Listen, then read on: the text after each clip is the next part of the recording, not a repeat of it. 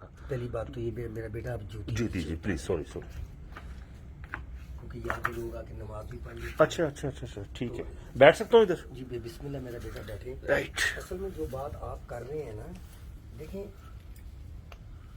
اس کے حوالے سے نا میں آپ کو روحانی طور پہ گائیڈ نہیں کر سکوں گا جی. کیونکہ کچھ راز ایسے ہوتے ہیں جو آپ نے کبھی دیکھا ہے کہ آپ کسی کو آپ موٹر سائیکل چلانا جانتے ہیں؟ میرے والد صاحب نے بچپن سے مجھے نا موٹر سائیکل کہتے میں نے تمہیں موٹر سائیکل نہیں لے کے دینی, مجھے بڑا شوق تھا, مجھے بولی گاڑی میں 6 سال کی عمر سے چلا رہا ہوں.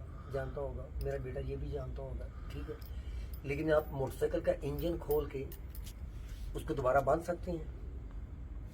وہ آپ کو مکینک کے پاس جانا پڑے گا نا.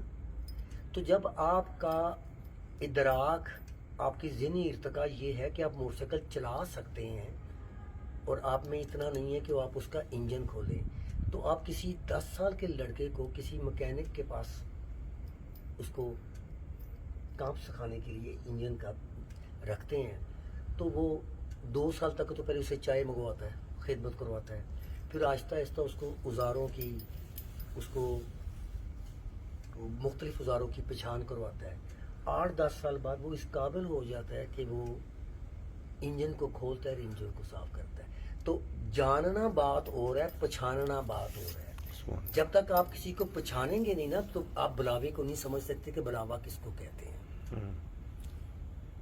حضرت مالک بن دینار رحمۃ اللہ سرکار حالت مستی میں, ایک عالم وقت تھا حالت مستی میں تھے, تو امام ابو حنیفہ کی بارگاہ میں آگے, تو امام 10 حدیث دے رہے تھے اپنے اسٹوڈنٹ کو, تو 100 200 300 400 بندہ لڑکا آگے بیٹھا ہوا تھا. تو امام ابو حنیفہ نے ان کو دیکھا تو اٹھ کے اپنی مسند سے نا اٹھ کے کھڑے ہو کے ان کو دروازے سے لے کے اندر آئے, اپنے بٹھایا, اپنا کپڑا اتار کے ان کا سارا چہرہ صاف کیا گرد و غبار سے.